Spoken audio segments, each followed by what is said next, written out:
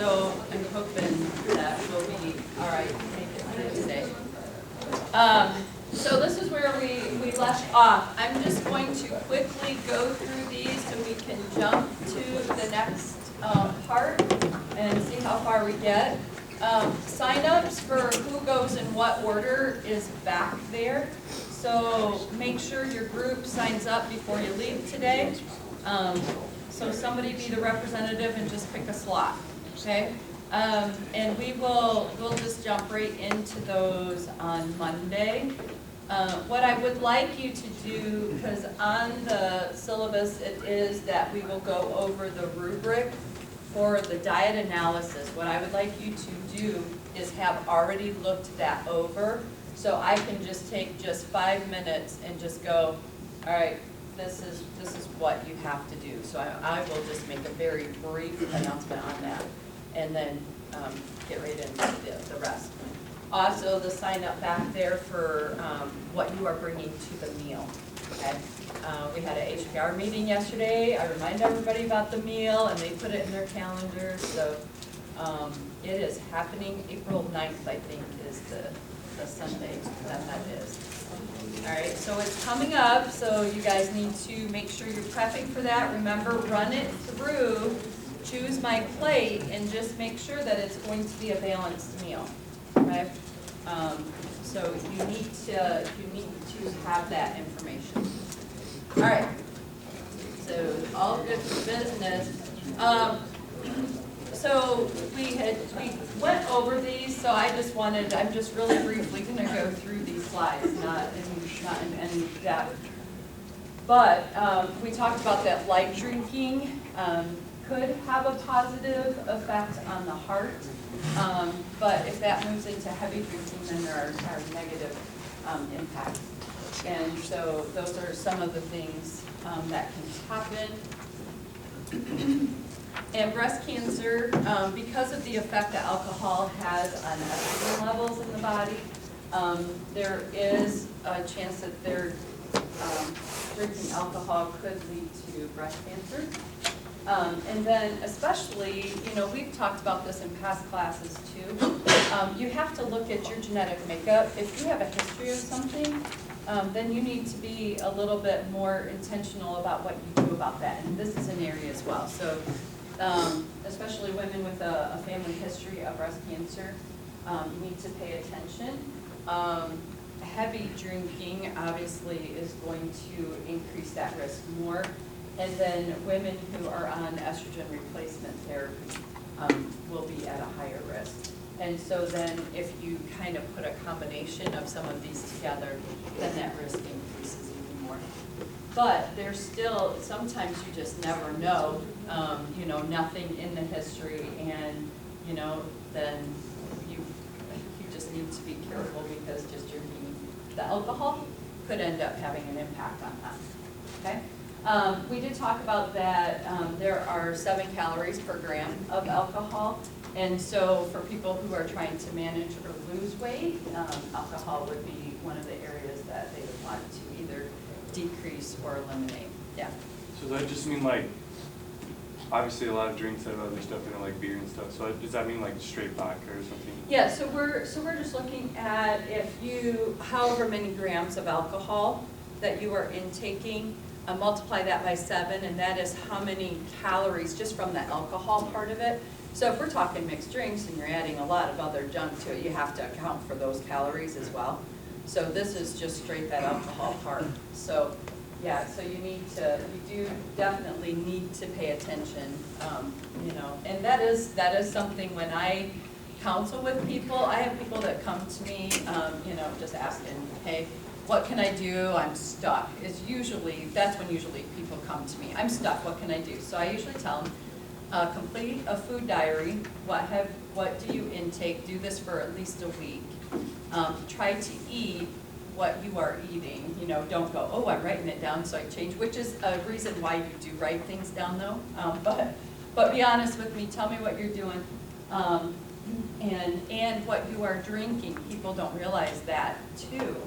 And so, as I go through, it's usually pop and alcohol are the first 2 things. I'm like, okay, let's try to eliminate these or decrease these, and then, we'll work with the rest later. So alcohol is definitely one of the areas that you want to pay attention to for people trying to lose weight. Okay. So besides the fact of what you're intaking, it also stimulates the appetite, and it can reduce the use of fat. Okay, and we talked about the apple versus the pear. Somebody with more of an apple shape actually has a higher risk for cardiovascular disease, and alcohol may increase the fat within the abdominal area. So there are just a lot of things that are kind of coming together and accumulate an effect, putting it all together. All right, so that was alcohol. Any questions there, comments, thoughts? Okay, yeah. So is it not a beer belly, is it just an alcohol belly? Pretty much. Okay. Yeah. But that's how it got its name, because that does kind of tend to settle in the abdomen area.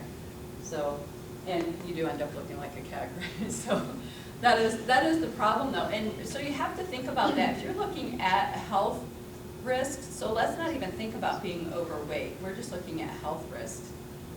Having that extra fat accumulating in the belly is a huge health risk. And you guys know, as you've done different bike tests and stuff, how that measures. You're looking at your waist circumference versus everything else.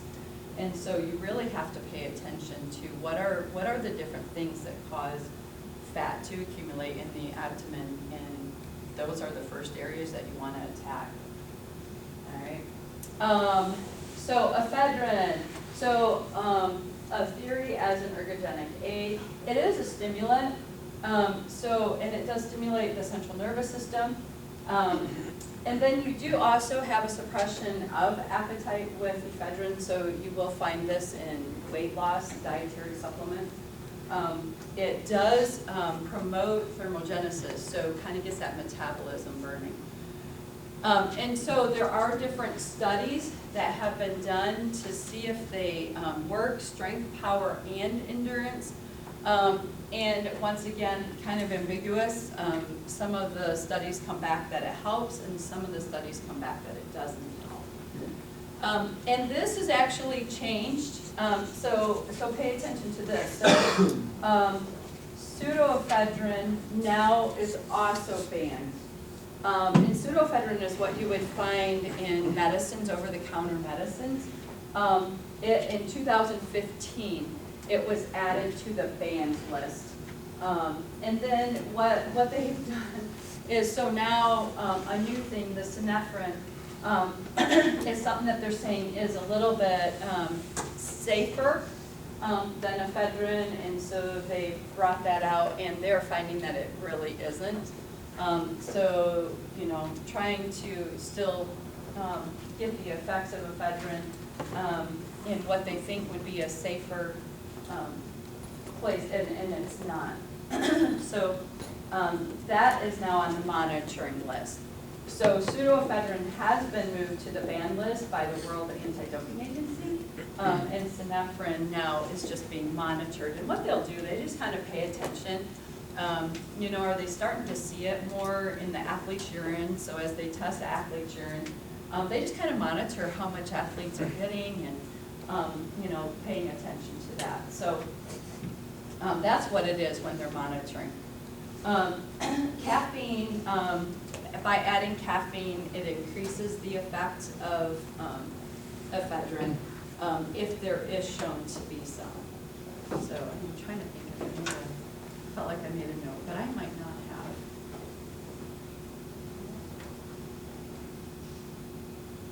have. Okay, so I just talked about this already. Let's see, ZID, weight loss supplements, but the research isn't supporting that. One of the big things, I don't know if you are hearing it yet, is evidence-based research that when you go to do something, and this is within any field, looking mostly at the health field, so from psychology to athletic training to PT to being a doctor, that they're saying you need to make sure what you are doing is based on some evidence. And so they're talking about, is there research to prove that what you're doing is gonna help your athletes, clients, patients? You know, and so you have to do that. And so in this case, you know, so we have the supplement and it doesn't appear to be working.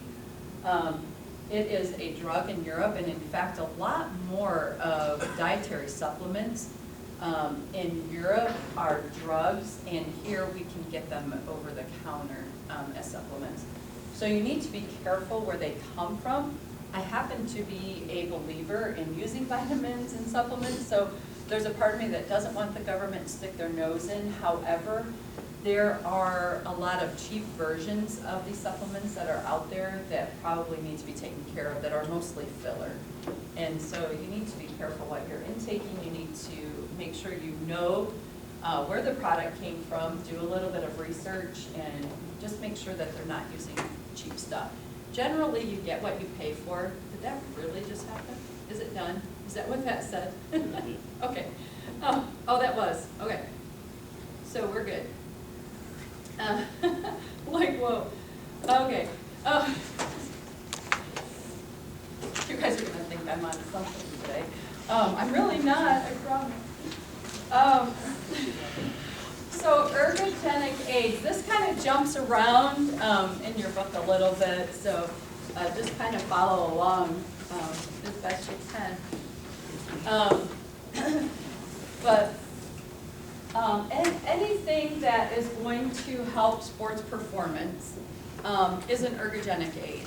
And so those will vary from, you know, either you can talk about mechanical aids, and in my book, it's on page 21. I don't know where it is in yours, but so find the title, ergogenic aids. I believe it's in chapter 3. Am I right? Does somebody have that page open? Mine's page 21, but I feel like it might be in the hundreds, like 100 and something in yours. But basically, it goes through what is an ergogenic aid. And mechanical aids are those that kind of do more of a biomechanics thing, you know, using an insert into your shoe, you know, the type of shoe you wear can be an ergogenic aid. You know, so anything that can help, you know, with the performance. There's also psychological aids, you know, so hypnosis is an example of that. But anything that you can do. So when you talk about ergogenic aids, it's not just you know, talking about a supplement, but it's really what is it that you can do to improve your training. Even just eating the right foods, putting the right fuel in your body, that should be a norm. But you know, whatever you're going to do that is going to help with your performance. So there are some that are illegal, and there are some that maybe are unethical, but they're still legal. So you have to process through that. So physiological aids, you know, blood doping. So, you know, kind of doing an intravenous line of red blood cells to increase the oxygen capacity of the blood. But yet also an ergogenic aid that is done and is legal is going and training at a higher altitude, and then coming back down and performing at a lower altitude is a natural way to increase the red blood cells in your body. So, you know, there's a lot of gray areas when we talk about ergogenic aids. There are also the pharmacological aids, so different drugs that help with performance are in that category. And then the last one is nutritional aids. So what are some different extra nutrients that you can intake? And there's a whole list. We'll look at that in a second. But basically, so beyond just the normal training, what are things you do that try to give you a little bit of an edge? If we look at elite athletes, you know, they all pretty much, if you've made it to that level, there's some type of a genetic predisposition to be able to be successful in whatever field it is that you're competing, right? We all agree there. And then there's probably very similar training that is done to get people to that level and then to be able to compete at that level. So what is it then that is gonna give somebody an edge? And so a lot of people, you know, turn to ergogenic aids, and then there's a wide variety, you know, of, you know, ethics that's involved in this. Where's the cutoff? Where is it that we think, okay, you know, this is wrong, but this is okay? What do you guys think about that? I'm gonna take a drink, so it's gonna be quiet, so somebody else talk.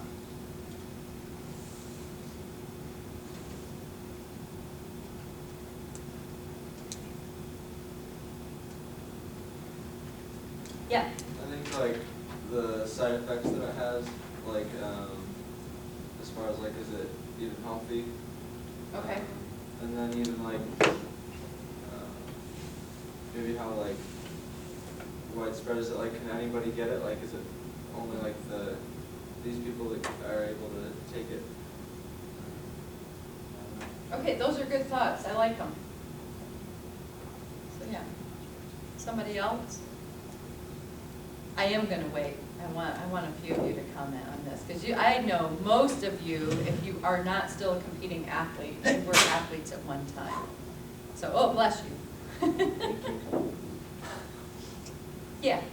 I'd say it probably has to be something that's accessible for every athlete.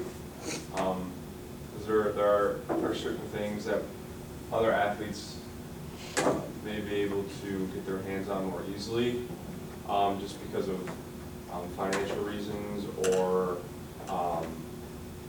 like for college athletes, for example, if they're like a bigger school, usually they have more perks than smaller schools with like the types of things that they have access to. So I think if it's only available for a certain group of athletes or a certain population of athletes based on like finances or anything like that, then it seems kind of unfair for those who can't get their hands on it. So aside from all like the biological effects, I think it needs to be accessible for everyone. Okay. And then it's your choice whether to use it. Yeah. You're saying. But like altitude training, like anybody could go to like Colorado or someplace with high elevation and train, so that's not really off limits for anybody. But then when you talk about certain supplements or things like that, some people may be able to afford those easier than others, just due to the amount of money that they have. Yeah, and so, is there anybody else that has a thought along that line? Yeah, go I have ahead. a contrary thought. Okay. I don't know, I think that, you know, if you want to push yourself to be at your peak performance, and there's a point where it's clearly wrong, you know, and it's like unfair. You know, what that point is definitely up for debate, but I think that like using like pre-workout, like some people like just couldn't afford pre-workout because that just doesn't fit in their budget. Just because like another individual wants to use pre-workout doesn't mean they shouldn't be able to. Just like some people can afford to go to a really expensive gym and like have every piece of equipment they want, and other people just can't. So like that doesn't mean the other person should have to use a lesser gym. But, you know, circumstances aren't always easy.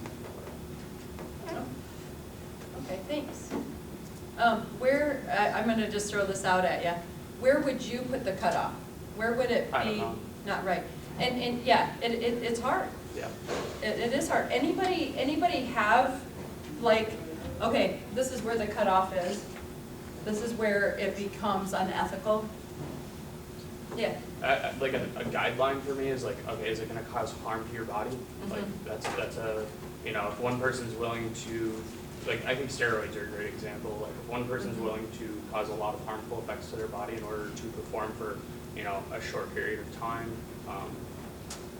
then I don't think that's fair, because some people aren't willing to sacrifice longevity of their sport, you know. So. And I think that's where the law then does step in Right. with that. But you know, back in the day, I know that there are people now suffering. They went and played for NCAA Division I school and were forced to take things.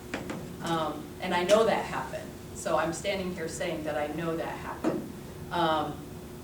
And obviously that's wrong. I mean, we're not even gonna debate that. That is wrong to force somebody. If you're going to play on my team, you have to do this.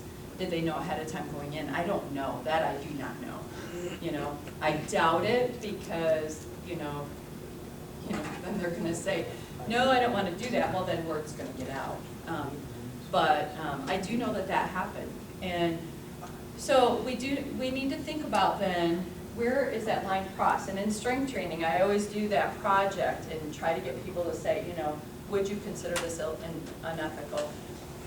Generally speaking, so training, anything that would involve that you're gonna train seems to be ethical. Anything that, so like creatine you can get from food, so that's okay. You just need to make sure you take care of the symptoms, which we'll talk about in a minute. So it's kind of like, ooh, there's a little bit of a gray area in there. Any other thoughts, comments on that? So this is just something to get you thinking, because you guys are going to be out there. People are going to ask your opinions about things. One of the reasons I don't go through every type of supplement is because it changes constantly. In fact, there was somebody was telling me about a supplement out there that I hadn't heard of yet. And I try to stay on top of that just because of my field, and I know that I'm going to get asked these questions. So then I have to go and research and find out now what's out there, right? And generally the things that stay are the things that find that there is some help with that. But recommended by a role model is one of the ways that athletes get hooked on something. If you respect somebody, you're going to listen to what they say. So that's something else to be careful of when you're in a position, when you are in that role model position, you need to be careful what you're doing. And then just people, here is my biggest issue with some ergogenic aids. I think it's okay to be creative because even just how you eat, fueling your body right, is going to affect your performance. So, that's like a normal thing. So you're like, well, duh, that's okay, because it's okay to put good stuff in the body. All right, so it's okay to do that. Some extra herbs that help with health, but then also happen to have a side effect of, increasing performance. I would say probably most of us are still okay with that. But doing things that really maybe give an edge, but there's harm to the body. Not everybody's going to choose to go down that path because of some of the ramifications. Then that might be where the line is drawn. But a lot of times, the different ergogenic aids that are out there, the effect isn't as large as we think. A lot of times it is the placebo effect. So a lot of times athletes are throwing money away. In fact, I wrote this down here. Where did I write this down? $20 billion business.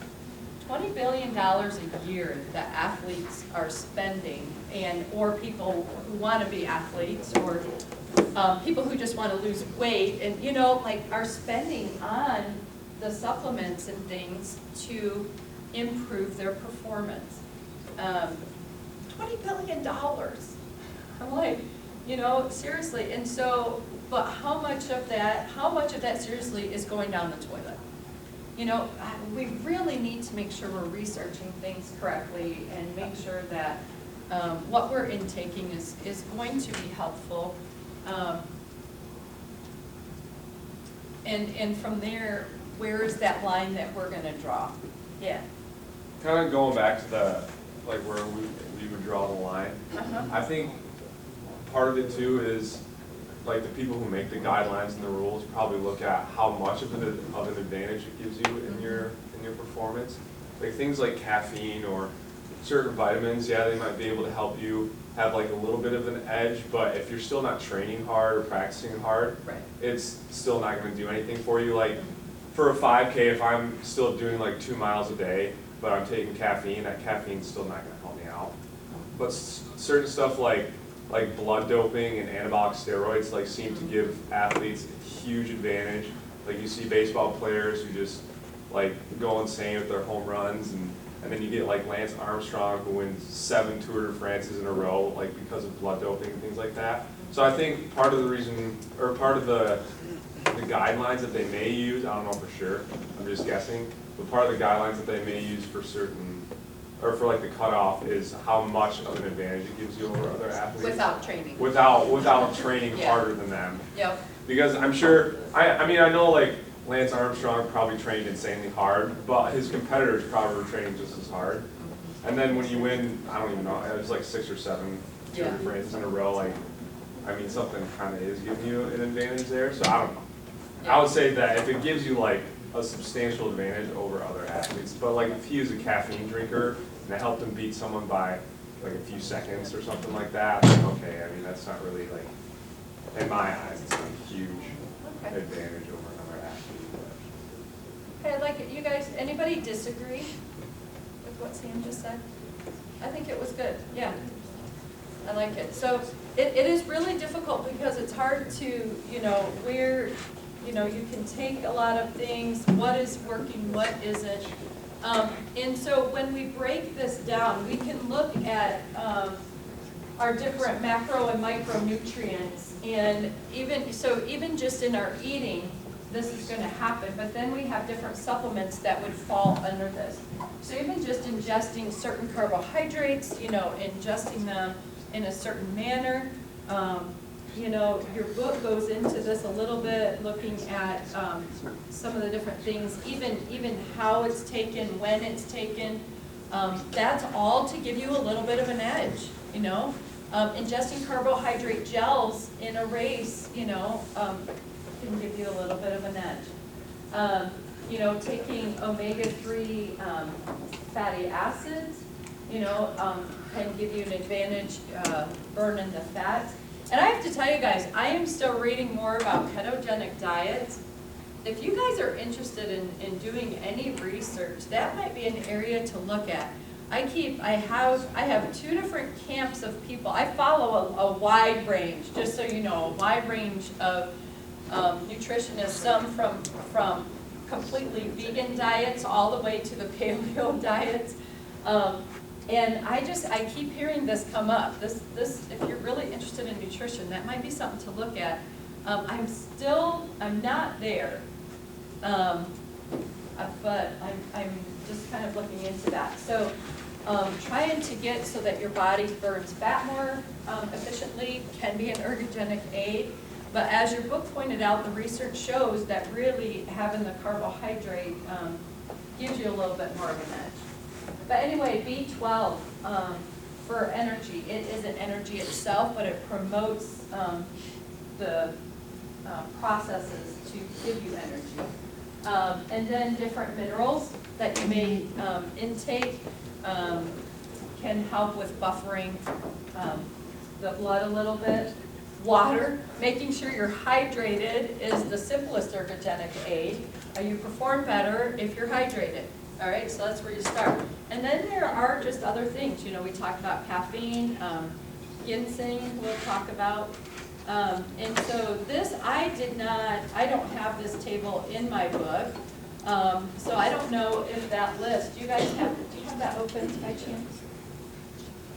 Okay. Yeah, so it makes a table out of what I just talked about.